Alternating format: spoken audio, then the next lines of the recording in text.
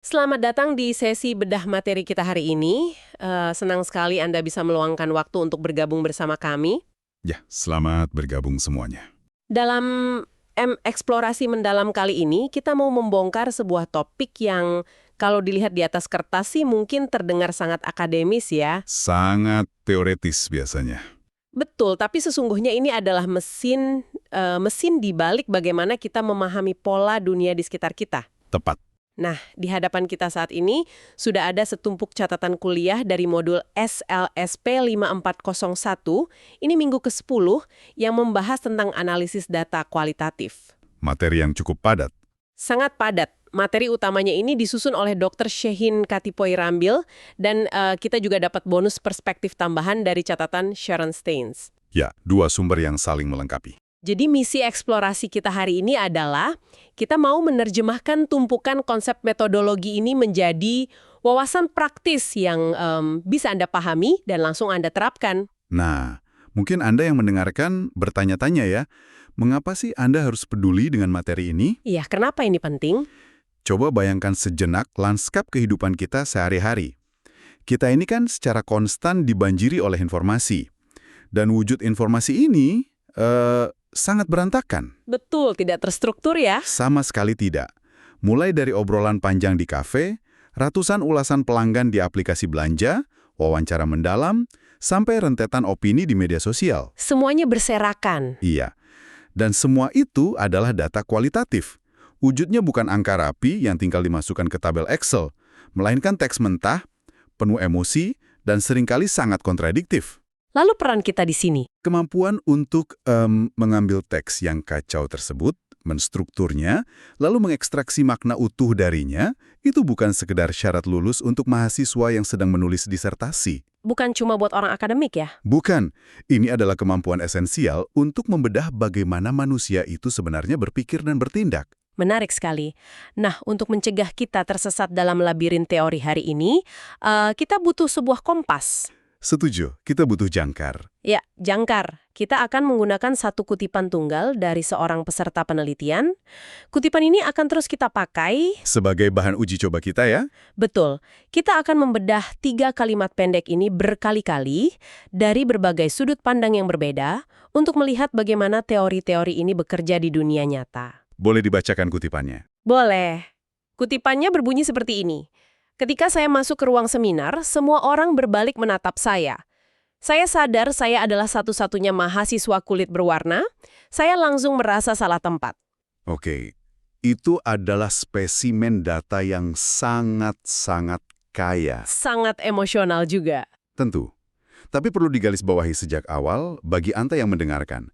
Peran kita di sesi ini sama sekali bukan untuk memperdebatkan sisi politiknya. Atau menghakimi pengalamannya ya. Tepat.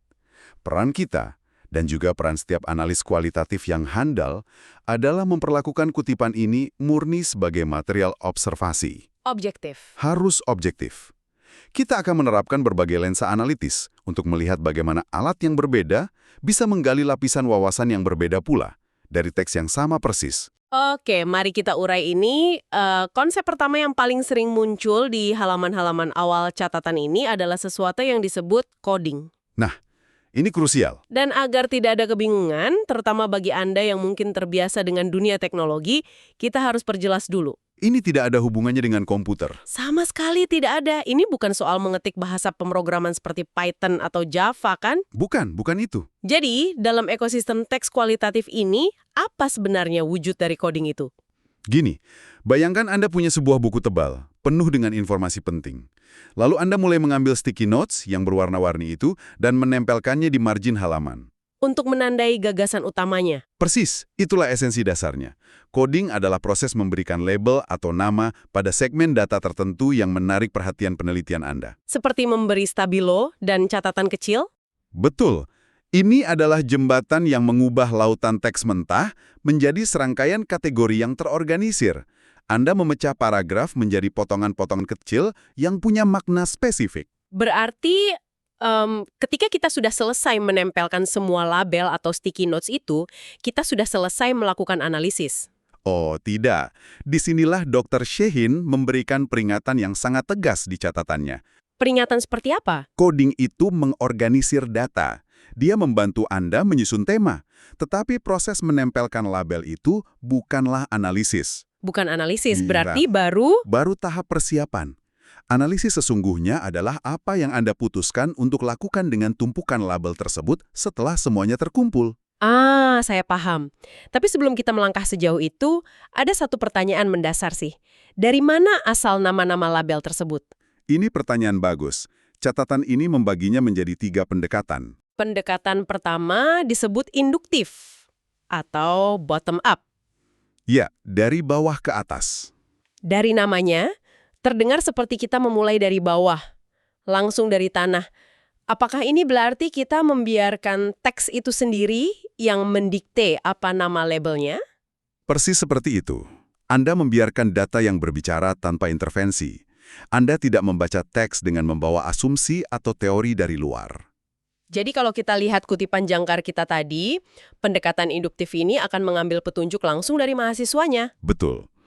Kita mungkin akan membuat label merasa ditatap atau merasa salah tempat. Karena memang kata-kata itu yang eksplisit diutarakan ya. Ya, murni karena itu.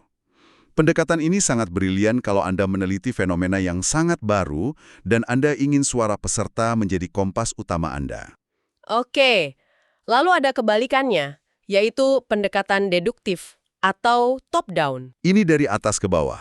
Berarti di sini kita tidak datang dengan tangan kosong kan? Kita sudah membawa semacam cetak biru sebelum kita membaca kata pertama dari transkrip. Analogi yang pas itu, bayangkan Anda masuk ke hutan yang belum pernah Anda kunjungi, tapi Anda sudah bawa peta yang sangat mendetail. Peta teoretis. Yap, Anda membaca data dengan membawa koper berisi teori, literatur terdahulu, atau hipotesis spesifik. Kalau pakai kutipan yang sama tadi bagaimana? Alih-alih melabelinya merasa ditatap, seorang peneliti dengan lensa deduktif mungkin langsung menerapkan label teori sosiologi, misalnya hipervisibilitas. Atau ketika peserta menyebut satu-satunya mahasiswa kulit berwarna, Peneliti mungkin melabelinya rasisme institusional, karena kerangka teori itu sudah disiapkan sejak awal untuk menguji datanya. pendekatan deduktif ini terasa sangat terarah ya. Tapi kayaknya kita beresiko kehilangan detail-detail unik yang tidak ada di peta bawaan kita. Itu resiko terbesarnya. Makanya catatan ini menyebutkan pendekatan ketiga, yaitu hibrida, gabungan keduanya. Dan ini yang paling sering digunakan di dunia nyata katanya. Betul. Peneliti yang berpengalaman seringkali memulai dengan struktur deduktif yang agak longgar. Mereka punya beberapa konsep besar yang ingin ditelusuri. Tapi mereka sisakan ruang kosong. Persis. Ruang yang luas untuk menambahkan kode-kode induktif baru ketika mereka menemukan kejutan di dalam data. Fleksibilitas ini bikin penelitian tetap fokus tanpa menjadi buta terhadap wawasan tak terduga. Disinilah bagian yang sangat menarik. Karena sekarang kita akan masuk ke ruang bedah. Kita keluarkan pisau bedah mikronya. Ya, kita demonstrasikan bagaimana 3 kalimat pendek dari mahasiswa tadi bisa dilabeli dengan 7 jenis coding yang sama sekali berbeda. 7 cara melihat realitas yang sama. Kita mulai. Catatan menyebutkan jenis pertama adalah descriptive coding, pengkodean deskriptif. Ini level permukaan. Sangat lugas. Anda cuma memberikan ringkasan faktual tentang topik apa yang sedang dibahas. Kalau kita bedah kalimat, semua orang berbalik menatap saya, Kode deskriptifnya mungkin cukup respons teman sebaya. Lalu untuk kalimat terakhir, mungkin perasaan tidak diterima. tidak ada interpretasi mendalam ya di sini, cuma katalogisasi topik. Cuma itu, sederhana. Lalu jenis kedua, in vivo coding. Konsep ini menarik, namanya mengingatkan pada sesuatu yang dibiarkan hidup. Memang tujuannya melestarikan. Melestarikan sesuatu yang murni dari peserta. Betul. Menggunakan kata-kata asli peserta sebagai nama kode itu sendiri. Itulah inti dari in vivo. Oh, jadi alih-alih menerjemahkan pengalaman mereka ke jargon akademis? Anda ambil frasa utuhnya. Misalnya satu-satunya mahasiswa kulit berwarna. Itu yang Anda jadikan label. Ini pasti sangat krusial kalau meneliti kelompok marginal. Sangat krusial. Anda ingin menjaga keaslian suara mereka agar tidak terdistorsi oleh interpretasi peneliti. Menjaga integritas narasi aslinya? Oke, jenis ketiga adalah semantic coding. Dari catatannya, ini fokus pada makna harfiah. Iya, makna eksplisit di atas meja. Jadi kita tidak mencoba menjadi pembaca pikiran. Tidak. Anda ambil teks sesuai dengan nilai nominalnya, Makna semantik dari kutipan tadi adalah terjadinya peristiwa di mana terdapat perbedaan ras di dalam ruang kelas, Cukup fakta yang disajikan secara eksplisit. tanpa asumsi tambahan apapun. Nah, jenis keempat ini kebalikannya, latent coding. Sepertinya butuh insting detektif yang kuat nih. Catatan Dr. Shehin menyebut ini menggali sisi implisit. Pengkodean laten memaksa Anda melihat ke bawah air, ke bagian gunung es yang tidak terlihat dari permukaan. Menganalisis makna tersembunyi. Ya, makna tersembunyi, ideologi, atau asumsi tak terucapkan. Mengapa peserta tadi merasa salah tempat secara instan? Secara laten, kita bisa melabel ini dengan normativitas kulit putih atau eksklusi yang terinternalisasi. Tunggu sebentar, mari kita urai istilah itu biar lebih membumi. Silahkan. Ketika Anda bilang normativitas kulit putih atau eksklusi yang terinternalisasi, maksudnya struktur ruangan itu secara tidak sadar memancarkan aura bahwa ini adalah ruang khusus mayoritas. Betul. Sehingga orang di luar kelompok itu otomatis merasa tidak pantas berada di sana, meskipun tidak ada yang mengusir. Anda menangkap esensinya dengan sangat akurat. Ini bukan tentang apa yang dikatakan. Teksnya tidak pernah pakai kata eksklusi. Tapi perasaan itu mendidih di bawah setiap kata yang diucapkan. Itulah kekuatan sejati dari latent coding. Luar biasa ya bagaimana 3 kalimat bisa memuat lapisan psikologis sedalam itu. Kita lanjut ke jenis kelima, proses coding. Ini mengubah sudut pandang kita. Seperti mengubah dari melihat data sebagai foto statis menjadi sebuah video yang sedang diputar. Karena ia menangkap tindakan yang sedang berlangsung. Dalam bahasa Inggris, ini sering ditandai dengan kata kerja berakhiran ing. Berarti kita tidak melabeli situasinya. Tidak. Kita melabeli apa yang sedang dilakukan oleh mahasiswa tersebut. Dia sedang mengevaluasi lingkungannya. Atau dia sedang menavigasi hipervisibilitas yang mendadak menimpanya. Sangat dinamis kan pendekatannya? Sangat. Lalu jenis keenam, pattern grouping atau pengelompokan pola. Ini membawa kita mundur selangkah dari level kata per kata. Ini biasanya terjadi di tahap yang sedikit lebih lanjut. Anda mengumpulkan kode-kode kecil yang punya benang merah. Lalu dikelompokkan ke satu payung yang lebih besar. Betul. Pengalaman ditatap tadi, mungkin nanti digabungkan dengan cerita lain tentang tidak diajak bicara oleh teman sekelompok. Disatukan di bawah label makro seperti agresi mikro atau microaggressions. Persis seperti itu. Dan yang terakhir, jenis ketujuh, holistic coding. Kalau pengelompokan pola tadi menyatukan beberapa label, pengkodean holistik ini seperti melihat seluruh lukisan tanpa peduli sapuan kuas individualnya. Metafora yang sangat pas. Anda tidak lagi membedah kutipan itu jadi kalimat 1, 2, dan 3. Dianggap satu kesatuan. Ya, entitas data yang tidak terpisahkan. Sebagai satu narasi utuh, paragraf ini bisa diberi satu kode holistik yang merangkum nafas utamanya. Misalnya, rasisme institusional di ruang akademik. Betul, satu kode untuk satu blok teks yang besar. Jika kita hubungkan ini dengan gambaran besarnya. Sekarang kita punya meja yang penuh dengan blok-blok Lego berlabel hasil dari 7 jenis pisau bedah tadi. Meja yang penuh dengan data siap pakai. Tapi catatan ini memperingatkan, blok-blok ini tidak akan membangun dirinya sendiri. Kita butuh arsitektur. Disinilah metodologi mengambil alih. Dan yang sangat ditekankan di catatan ini adalah epistemologi. Epistemologi ini terdengar mengintimidasi ya bahasanya. Terdengar berat, tapi pada dasarnya itu cuma pandangan filosofis Anda tentang bagaimana pengetahuan itu diciptakan. Apakah kita percaya kebenaran itu objektif dan bisa dihitung? Apakah Anda percaya kebenaran itu subjektif dan dibentuk oleh pengalaman individu? Dan jawaban atas pertanyaan ini akan menentukan metode mana yang kita pilih. Tentu. Menentukan metode mana dari 4 besar yang akan Anda gunakan. Keputusan ini harus punya justifikasi yang kuat dan terkait langsung dengan pertanyaan penelitian Anda. Mari kita bedah 4 besar atau 4 metode analisis kualitatif utama ini. Kita mulai dengan konten analisis. Analisis konten. Metode yang sangat terstruktur. Catatan menyebutkan metode ini menjawab pertanyaan seberapa sering. Berarti ini lebih fokus ke frekuensi. Sangat kuantitatif dalam pendekatannya terhadap data kualitatif. Metode ini banyak menggunakan kode deskriptif dan semantik, dan seringkali bergerak secara deduktif. Kalau pakai contoh kutipan mahasiswa kita tadi, penerapannya bagaimana? Peneliti mungkin tidak akan menyelami trauma psikologis si mahasiswa. Mereka akan mengamati pola dari ratusan transkrip. Lalu menghasilkan presentasi. Ya, misalnya keluar data seperti 65% mahasiswa dari kelompok minoritas melaporkan menjadi satu-satunya orang kulit berwarna di kelas seminar mereka. Itu memberikan kekuatan visual yang besar ya kalau kita ingin melihat tren berskala luas. Tapi kelemahannya tampak jelas. Apa itu? Persentase itu mengorbankan kedalaman. Angka 65% tidak menceritakan betapa terisolasinya perasaan merasa salah tempat tersebut. Betul sekali. Dan itu membawa kita pada metode kedua yang jauh lebih berfokus pada nuansa.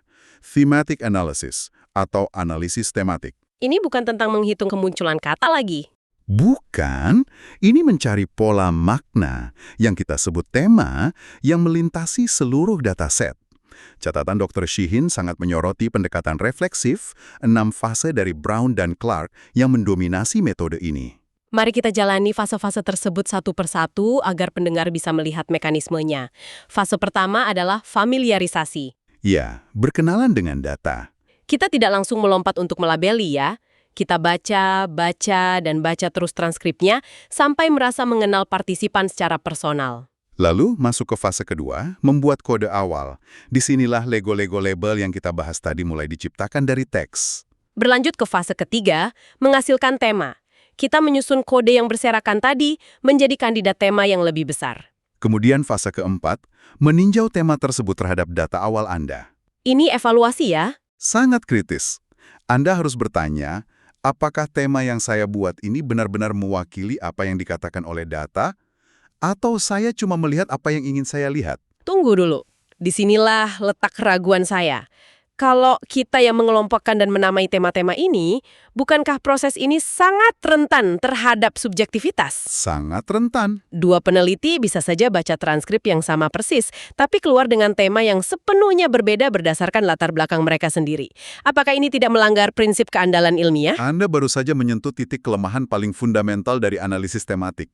Ia sangat bergantung pada lensa interpretatif penelitinya. Jadi subjektivitas itu memang bawaan metodenya? Iya, itulah sebabnya objektivitas dan kejujuran intelektual di fase keempat ini tidak bisa ditawar. Untuk menanggulanginya, kita masuk ke fase kelima. Mendefinisikan dan menamai tema. Nah, fase ini menuntut presisi tingkat tinggi. Anda tidak dianjurkan pakai nama tema yang malas seperti masalah di kelas. Terlalu umum. Anda dituntut membuat nama tema yang berupa narasi spesifik. Contohnya, kelambatan tenaga pendidik menormalisasi rasisme institusional. Wah, tema yang dinamai dengan cara seperti itu punya bobot yang jauh lebih tajam. Dan akhirnya, fase keenam, menulis laporan yang menjahit tema-tema tersebut menjadi sebuah cerita yang koheren. Metode yang sangat komprehensif, tapi bagaimana kalau ketertarikan kita bukan pada tema pengalaman, melainkan pada struktur kekuasaan di baliknya? Nah, itu ranahnya metode ketiga, discourse analysis atau analisis wacana. Catatan menyebutkan ini berfokus pada kekuatan bahasa. Analisis wacana memandang bahasa bukan sekedar alat untuk menyampaikan informasi. Ia memandang bahasa sebagai alat untuk membangun realitas sosial. Berarti ini sama sekali tidak peduli berapa kali sebuah kata muncul. Tidak peduli sama sekali. Ia peduli pada bagaimana pilihan bahasa menciptakan hierarki. Kembali ke kutipan Jangkar Kiba tadi, seorang analis wacana akan melihatnya seperti apa? Mereka akan menyoroti fakta bahwa ruang seminar tersebut secara implisit menjadikan individu kulit putih sebagai pengaturan default atau standar normal. Jadi mereka membedah fenomena semua orang berbalik menatap bukan sebagai tindakan kebetulan, Bukan, melainkan sebagai reaksi sistemik terhadap anomali di ruang yang sudah punya pemilik tak terlihat. tepat. Mengapa kehadiran satu individu memicu respons fisik kolektif dari seluruh ruangan? Metode ini membongkar bagaimana institusi mempertahankan dominasi tanpa perlu menuliskannya di buku peraturan. Sangat brilian untuk mengungkap ketidakadilan struktural ya. Iya, tapi tentu saja Anda tidak akan pakai analisis wacana kalau tujuan Anda cuma melaporkan seberapa sering fasilitas kampus rusak. Metodenya harus sesuai tujuannya. Yang mengantarkan kita pada metode besar terakhir, narrative analysis atau analisis naratif. Metode yang sangat mendalam. Kalau analisis tematik tadi memotong-motong wawancara untuk cari pola lintas peserta, analisis naratif ini terdengar seolah kita membiarkan cerita itu tetap utuh. Seperti membedah struktur sebuah novel klasik. Kita fokus pada bagaimana satu individu merangkai kronologi kehidupannya sendiri. Betul, dan metode ini menuntut investasi waktu yang masif. Wawancaranya sangat panjang, dan penelitinya harus terus memancing kedalaman narasi lewat probing. Anda menganalisis struktur ceritanya. Kalau kita terapkan pada kutipan 3 kalimat kita bisa melihat elemen-elemen sastranya ya. Ada latar ruangannya, yaitu ruang seminar. Ada karakternya, siswa, teman sebaya. Ada plot, langkah masuk ke ruangan. Dan yang terpenting, ada titik balik atau turning point emosional ketika mahasiswa itu menyadari keterasingannya. Kita fokus pada busur cerita individu tersebut. Dan ingat, metode ini dominan menggunakan pengkodean holistik. Karena kita melihat gambaran besarnya. Betul. Tidak ada metode lain yang bisa menandingi analisis naratif dalam kemampuannya menangkap kedalaman identitas dan kompleksitas perjalanan hidup manusia. Tapi ini bukan untuk skala besar. Tentu, karena ini menuntut analisis mendalam per individu. Ini akan jadi mimpi buruk logistik kalau Anda mencoba menerapkannya pada sampel berisi 50 atau 100 orang. Tidak akan sanggup ya. Baik, kita sudah menempuh perjalanan yang padat hari ini. Lumayan panjang eksplorasi kita. Kita mulai dari menghadapi realitas data mentah yang berantakan. Lalu kita belajar bagaimana menjinakannya melalui proses pelabelan atau coding. Kita juga membedah bagaimana keyakinan epistemologi kita sangat menentukan langkah selanjutnya. Menentukan apakah kita pakai konten analisis untuk memetakan frekuensi, tematik analisis untuk merangkum makna, diskurs analisis untuk membongkar relasi kekuasaan, atau naratif analisis untuk menghargai cerita individu seutuhnya.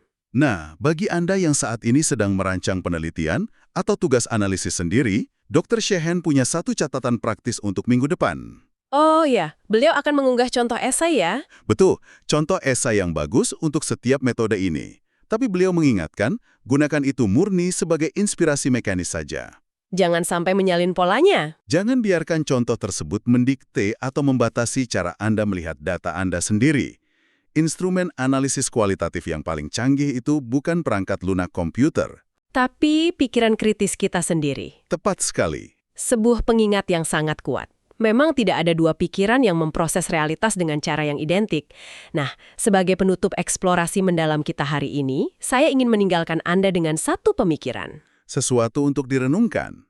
Ya, untuk direnungkan di waktu luang Anda, di luar konteks akademis. Pikirkan ini sejenak. Setiap hari di media sosial, Anda secara sukarela meninggalkan jejak data kualitatif tanpa batas. Dalam bentuk teks, komentar, postingan, cerita panjang tentang hari Anda. Bahkan keluhan-keluhan kecil. Nah, metode analisis macam apa yang secara tidak sadar dan terus-menerus sedang digunakan oleh algoritma di latar belakang untuk mengumpulkan kode perilaku Anda? Dan yang lebih penting lagi, tema raksasa apa yang sesungguhnya sedang mereka bangun di server mereka? Tentang siapa diri Anda yang sebenarnya. Sebuah pertanyaan penutup yang memaksa kita melihat data kita sendiri dengan lensa yang sama sekali baru. Pasti bikin kita lebih sadar akan jejak digital kita. Betul. Terima kasih banyak karena telah menginvestasikan waktu Anda dan menyelam bersama kami hari ini. Semoga cara Anda melihat kata-kata, baik yang Anda baca maupun yang Anda tulis, tidak lagi sama. Sampai jumpa. Sampai jumpa di sesi bedah materi The Deep Dive berikutnya.